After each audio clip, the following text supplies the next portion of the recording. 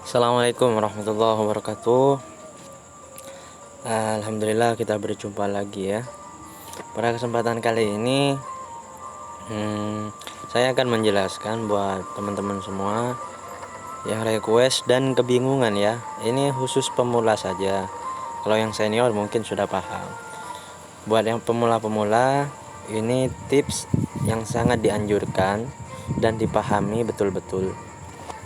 Karena semuanya tergantung dari cara kalian menyerang dan bertahan. Jadi kali ini judulnya saya akan memberikan tips cara menyerang dan bertahan.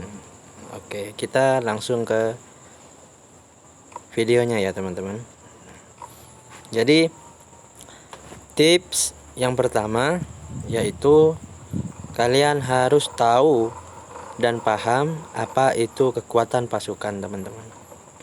Jadi kekuatan pasukan itu bisa dilihat di sini. Nah, di sini ada tanda di sini ya. Di sini 5,8K. Ini artinya kekuatan pasukan kita seperti itu. Nah, kekuatan pasukan kita dari legiun masing-masing, di sini ada kelas legiun, di sini ada legiun 1. Itu berbeda ya teman-teman. Di sini nilainya ada kekuatan masing-masing. Nah, cara kita menyerang ya terlebih dahulu.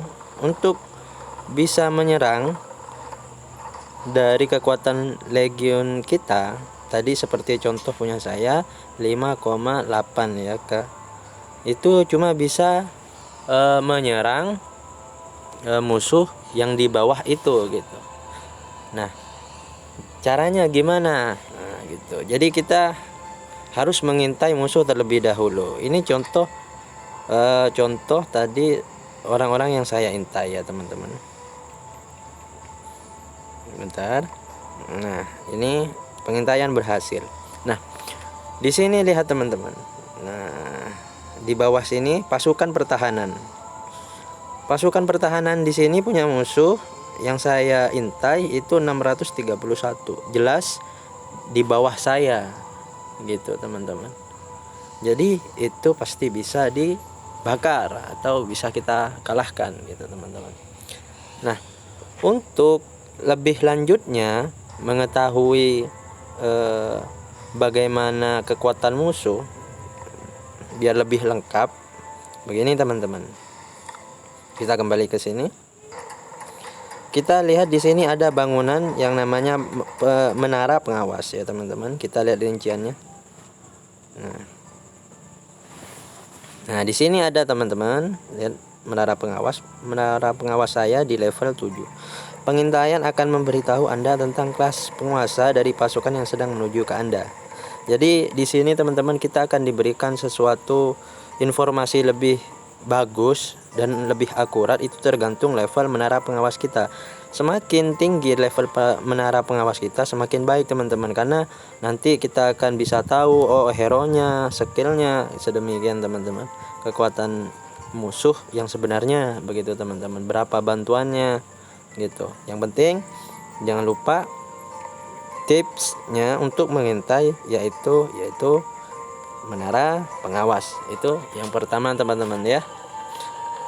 Nah, itu cara mendominasikan kekuatan serang kita kepada lawan yang bisa kita kalahkan.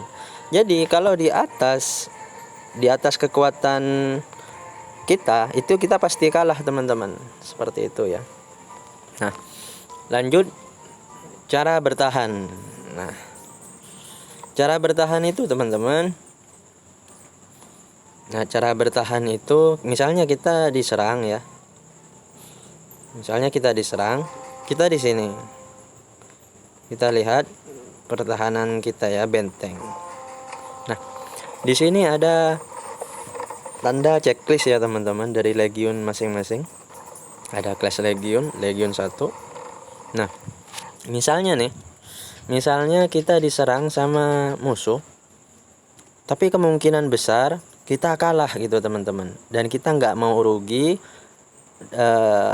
Setidaknya kita harus bisa minimalisir gitu ya, memperkecil jarak kerugian kita Itu teman-teman. Jadi bagaimana caranya? Biarkan kastil kita kebakar teman-teman. Yang paling penting pasukan kita nggak terbunuh banyak gitu. Caranya kita hapus. Nah seperti itu. Kita hapus saja seperti itu. Biarin kastil kita terbakar dan kita keluarkan pasukan kita untuk menambang. Seperti itu. Entah itu menambang padi, makanan atau kayu atau hal apapun itu. Yang penting atau berkemah bisa. Nah, gitu. Berkemah di tanah kosong itu bisa.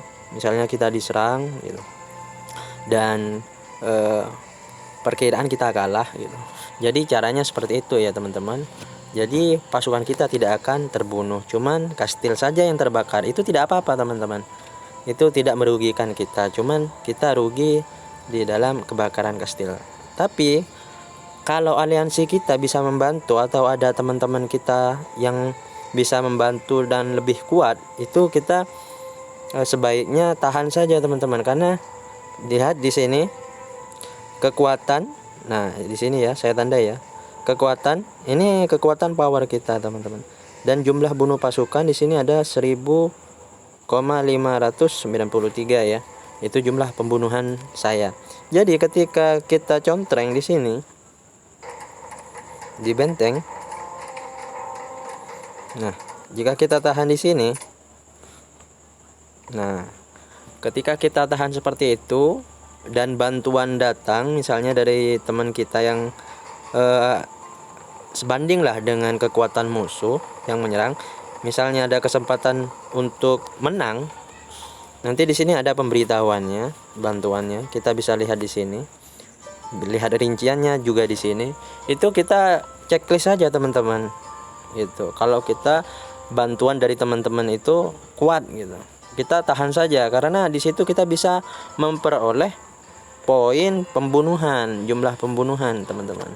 Jumlah pembunuhan ini juga signifikan bagus teman-teman, karena itu akan mempengaruhi jumlah pembunuhan penguasa teman-teman. Begitu. Bisa dicek di sini ya.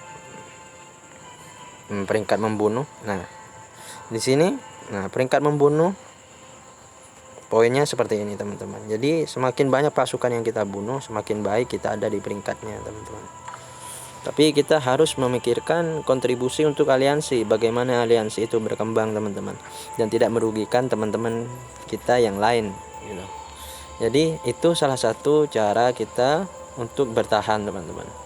Dan hal-hal yang harus diperhatikan, contoh hal yang bertahan ini paling bagus itu cara bertahan bala bantuan itu dari petani teman-teman. Jadi yang profesi petani, jika ada teman-teman kita yang profesinya petani, itu sebaiknya jadi tameng yang paling kuat gitu. Misalnya ada perampok, ada petani, tapi sebanding gitu pasukannya nggak jauh beda. Ya kalau bisa sih semuanya nahan gitu. Yang penting bangunan aliansi kita di upgrade terus. Saya sarankan kalau untuk bangunan aliansi itu harus sama dengan kastil ya teman-teman. Seperti itu. Misalnya kastil kita level 8, ya kita samakan ini di level 8 gitu. Sebisa mungkin gitu, harus sama. Dan untuk memperkuat pasukan, mungkin teman-teman bisa lihat ya video-video saya sebelumnya, ada tips pasukan agar kuat. Lihatlah video-video lainnya seperti itu biar kalian paham gitu. Mungkin kalau yang sudah melihat video-video saya yang lainnya mungkin paham ya apa yang dimaksud saya. Oke, mungkin seperti itu ya teman-teman.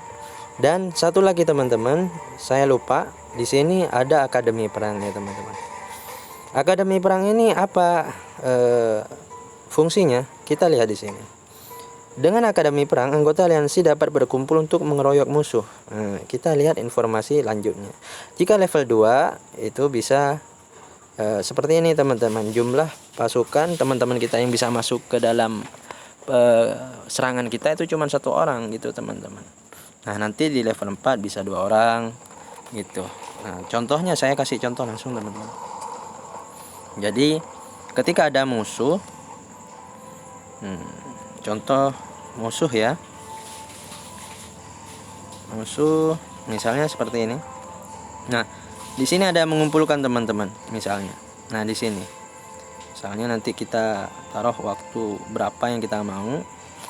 Nah, nanti kalau akademi perang kita itu levelnya bagus, ada beberapa teman-teman kita yang bisa ikut dalam partisipasi dalam penyerangan kita. Seperti itu teman-teman.